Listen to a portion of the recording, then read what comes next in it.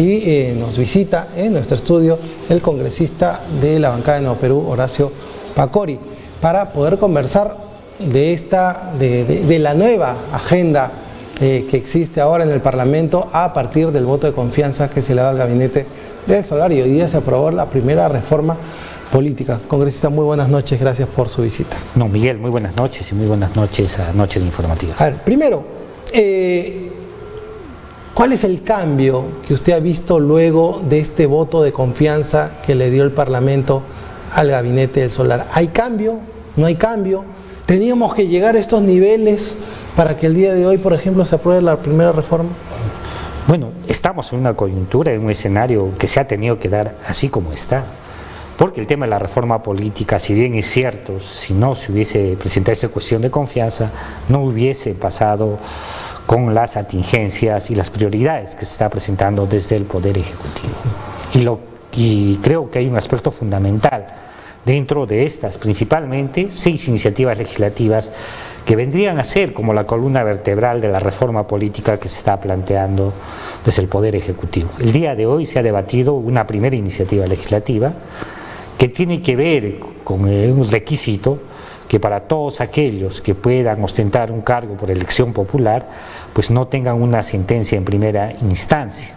Con esto pues ponerle una barrera a aquellos que podían estar involucrados por la comisión de algunos delitos, pero se le ha puesto a esto, como quien diríamos, un candado más, que desde mi punto de vista es un candado positivo, que al final no vulnera la esencia de la ley, pero que determina de que esto también, digamos, tendría cobertura para los funcionarios de confianza. Nos estamos refiriendo en el caso de que si esto tiene que ver con la elección del presidente de la República, los ministros también tendrían que cumplir estas mismas condiciones, porque son cargos de confianza. En el caso de un gobierno local, el alcalde, digamos, el gerente municipal o los gerentes tendrían que no tener una sentencia, digamos, en primera instancia. Esto es un primer avance, pero lo que se viene más adelante, principalmente en un proyecto de ley, nosotros creemos de que sí puede generar mayor controversia, que tiene que ver con el tema de la inmunidad parlamentaria. Bueno, lo ideal es que no se pierda, digamos, la esencia de estos proyectos de ley para que la reforma política avance, pero creo que frente al tema de la inmunidad sí vamos a encontrar mayor controversia dentro del Congreso de la República. ¿Por qué? Bueno, lo decimos porque esto es una iniciativa, una prerrogativa que creo que sí daría implicancia principalmente para el cuerpo del Congreso de la República. Lamentablemente el tema de la inmunidad ha sido mal utilizado por varios congresistas, ¿no? Y eso además ha devenido en la mala imagen que tiene el Congreso de la República. Y es por eso que se ha cuestionado este tema de que el Congreso de la República no podía ser juez y parte en el levantamiento de la inmunidad. Pero ¿está mal la inmunidad o está mal el uso que le han dado? Exactamente, o sea, lo que nosotros es el uso el que se le ha dado, pero lamentablemente con estos casos de corrupción y todos estos temas, digamos, de sentencias que vemos, como es el caso del congresista Donaire, pues lamentablemente hacen que se cuestione el tema. Que no tiene nada que ver con su gestión parlamentaria. Por ejemplo, si usted está defendiendo a su pueblo, a su región, sobre abusos que hace una empresa extractiva, por ejemplo, la inmunidad parlamentaria lo protegería precisamente por la defensa de los intereses de su pueblo, ¿no? Bueno, en el caso del ejercicio de la función congresal. Entonces, todos estos temas tendrían que ser debatidos, pero la forma en la que se da, la forma en que vemos en un Congreso totalmente cuestionado, hace de que esto tenga que cambiarse. Nosotros, desde el Nuevo Perú, además hemos presentado este tema de iniciativa y la hemos respaldado, para que el tema de la inmunidad parlamentaria no sea visto por el propio Congreso de la República, sino el levantamiento sea pues visto por otro ente autónomo que podía ser el Poder Judicial. Bueno, al final el Poder Ejecutivo manifiesta de que sea un organismo autónomo, no necesariamente el Poder Judicial, pero yo creo que por esta coyuntura y decirlo de que hay distintas posturas entre el Congreso de la República, esto sí podía generar mayor controversia. Que no lo vio el mismo Congreso porque el Congreso no ha demostrado capacidad de autorregularse. Bueno, así como vemos el escenario político, al parecer tendría esa línea. Mira lo que está pasando en la Comisión de Ética. Los escenarios cambian, ¿no? Yo creo que a la oposición al gobierno en este momento su situación es bien frágil. No creo que tengan mucho poder en ese momento, básicamente la bancada de Fuerza Popular, más los votos de sus aliados, para poder incidir en algo en este momento. Han tratado en algún momento de sabotear y lo vemos todavía cuando hacen estas cuestiones como lo de Chávarri, como lo de Yesenia Ponce, pero va a poder incidir en trabar nuevamente la reforma política, ¿usted lo cree? No, yo ya creo que el tema de la reforma va más allá, digamos, del debate, la controversia, digamos, que se está viendo. Todo estos temas se tendría que ir limando, digamos, dentro del proceso. No por gusto desde Fuerza Popular, ha habido varios congresistas que le han dado el voto de confianza y creo que ese tema se está garantizando de alguna otra manera, ¿no? Entremos a la subcomisión. ¿Por qué una bancada se inmola por el ex fiscal de la Nación? Mira, yo te digo con toda sinceridad, creo que tras las denuncias que tienen que ver contra el fiscal Pedro Chávarri, desde Fuerza Popular, hay una voluntad, además una estrategia, creo yo, para poder blindarlo en distintos momentos. Y yo creo que esto es un hecho alarmante. Debería de haber un proceso reflexivo mayor frente a este tema, porque el Congreso de la República al final no es el que lo sanciona. Claro, es un órgano político. Simplemente lo que va a hacer en el tema del antejuicio político, es decir, la aperturarle estas investigaciones al Ministerio Público, además, ¿quién es el titular de estas investigaciones? Para que pueda investigarlo y hacer en su momento el Poder Judicial si lo sanciona o no. Pero creo que estamos haciendo el ridículo frente a este tema y lamentablemente arguimos a muchos aspectos, excepto del reglamento, que se sujetan a una serie de interpretaciones, pero que al final hacen de que pues se tenga que blindar al fiscal Pedro Chávarri. Por eso, ¿no? ¿Por qué inmolarse? ¿Por qué sacrificar la institución? Yo creo que hasta personas que han compartido en algún momento una línea de oposición al gobierno han aceptado de que fuese momento en que el Congreso pues se disparó los pies, ¿no? Bueno, como institución. A ver, respecto a la denuncia constitucional número 322, si vemos el tema de los delitos por los cuales se le ha archivado, el tema de encubrimiento real y el tema de encubrimiento personal, es un tema que está directamente vinculado a Fuerza Popular. Estamos hablando del caso Cócteles. Además que está en investigación, esto dentro del Ministerio Público, por lo cual Keiko Fujimori viene cumpliendo, pues, digamos, una prisión preventiva de 36 meses.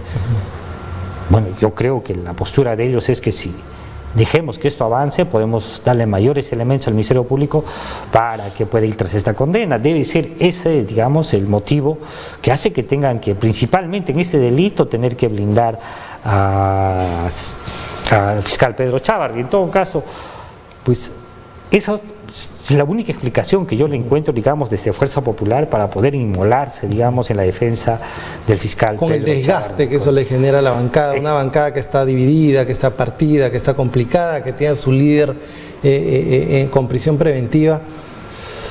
¿Qué premio mayor puede tener para que tenga que asumir ese desgaste, ¿no? Bueno, esa es la única explicación que le encontramos, además en relación ya a la denuncia constitucional del cual ha sido delegado el congresista Juan Cheput, y además en un delito, lo dice claramente, que recomienda su archivo en el caso del fiscal Tomás Gálvez, es que el caso Cócteles, digamos, tenía un tratamiento, digamos, con elementos muy subjetivos y recomendaba su archivamiento. Entonces, creo que están atinando por esa línea.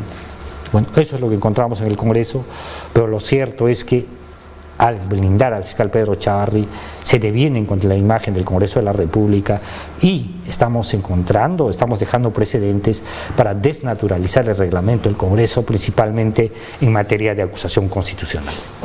Congresista, no quiero meterme ya en el caso de Yesenia Ponce, por eso es meternos en la anécdota también que pasa, que una vez más es un blindaje y todo, y es parte de lo que se me está contando, pero es meterse un poco en la anécdota del Parlamento y los errores consecutivos que va cometiendo. ¿Cómo podemos recuperar el diálogo franco y sincero en nuestra clase política?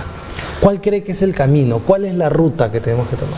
Acá hay dos mensajes. El primer mensaje es que el Ejecutivo está pasando piola. El Ejecutivo está pasando piola porque utiliza el desgaste del Congreso de la República, además con estos elementos, para no traslucir a la población, digamos, una evaluación de la gestión que está realizando el Poder Ejecutivo. Creo que el Congreso de la República tiene que mostrar voluntad política, pero sincera y real, para cerrarle pasos a la corrupción. Y esto implica no solamente la subcomisión de acusaciones constitucionales, la propia reforma política y por ahí algún tipo de iniciativa. Vamos a ese tema. Dos temas muy importantes: lucha contra la corrupción y desarrollo. ¿Cree que estamos en el camino correcto, la lucha contra la corrupción?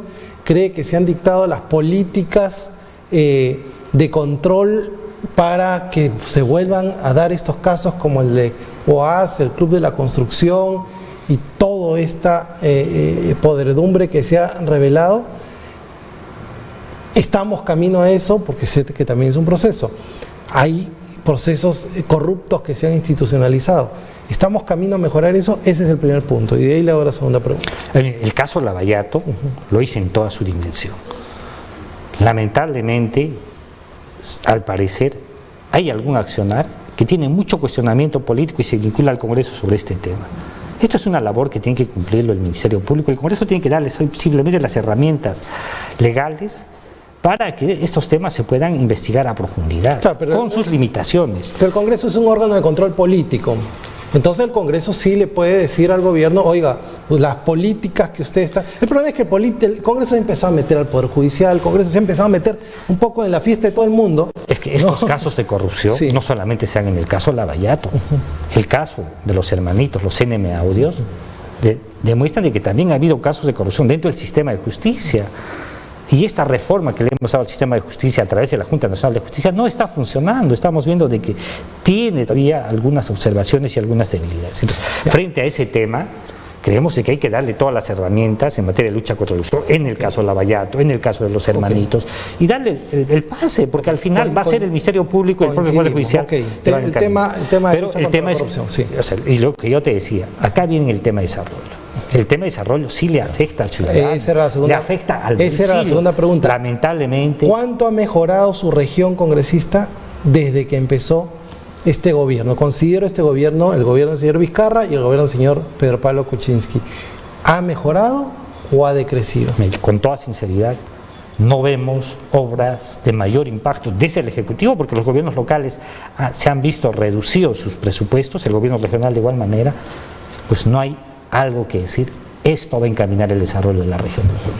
Y esos temas están pasando piola. Y ese es el punto, ¿no? Ese es el punto que al final vamos a discutir todo, y realmente muy pocas son las voces que se han levantado a decir precisamente: necesitamos más inversión en salud, en desarrollo, en lucha contra la anemia, en lucha contra la desnutrición, lucha contra la minería informal, desarrollo de pequeña y microempresa, política preventiva contra las heladas. No tenemos nada. Mira, después de este periodo de confianza, y ojalá en un Congreso ya recompuesto haya voluntad política para encaminar estas políticas, y de verdad, dentro de nuestro rol de control político, podamos decirle al gobierno central de que pues haga efectivo estas políticas, porque eso va a ser al final lo que la población va a valorar como un buen gobierno o no un buen gobierno. Entonces, creo que ese es el gran desafío que tenemos. Pero si seguimos encontrando este tipo de zancadillas en el Congreso que no permiten, digamos, habilitar ni al Ministerio Público, y estamos pendientes, mira, al Congreso de la República, con el voto de confianza, tras el caso Chávarri, viene una exhortación y el pedido de cuestión de confianza desde el Poder Ejecutivo, y el día de ayer se ha pronunciado el propio Ministerio Público exhortándole al Congreso, o sea, un poder autónomo. Entonces creemos que hay que delinear el accionar en materia de lucha contra la corrupción dentro del Congreso de la República. Yo no veo cosa que sea más pérdida de tiempo para nuestro Congreso que estar revisando los casos de nuestros congresistas cuando ya el partido político debió haber filtrado precisamente para que no se den estos casos, ¿no? Y es por eso que se tiene que hacer una buena reforma, ponerle candados para las personas que pretendan tener un cargo por elección popular, cumplan los requisitos. Y para cerrar, el caso del presidente del Congreso, que ha vuelto a presentar un recurso para librarse, ¿cuál cree que debe ser la posición del presidente del Congreso? Yo creo que puede estar en su derecho el presidente Salaverry para ver de que este tema de ética no lo sancione y se le pueda mover de su cargo. Pero yo me temo, y lo digo con toda sinceridad, en este caso, de que en decisiones éticas estaríamos dejando un mal precedente. y estaríamos dejándoles pues sin elementos a esta comisión para poder sancionarles comportamientos éticos. Entonces creo que en ahí sí habría que revisar cuál es la instancia correspondiente para que estos temas no se judicialicen, porque dejar estos malos precedentes simplemente va a ser de que colegas congresistas recurran a este elemento para no ser sancionados, y eso puede ser un punto blanco para un futuro cuestionamiento del Congreso de la República. Sí, lo ideal es que empecemos a mejorar y entender que hay personas que quieren instrumentalizar la política para poder meterse. Bueno, yo le agradezco por este diálogo democrático. El congresista y yo no podemos estar de acuerdo en algunas cosas, pero lo importante es esto, que podamos tener un diálogo democrático, tolerante y encontrar puntos de acuerdo. Y los puntos de acuerdo que tenemos con el congresista es que hay que luchar contra la corrupción y hay que buscar cómo las familias del Perú pueden mejorar. Bueno, ese es el tema de fondo, es el desafío, creo que tiene el Ejecutivo, que al final tendrá que dar cuenta, digamos, conjuntamente con las políticas de lucha contra la corrupción. Muchísimas gracias, congresista, y éxitos en este proceso de reforma política.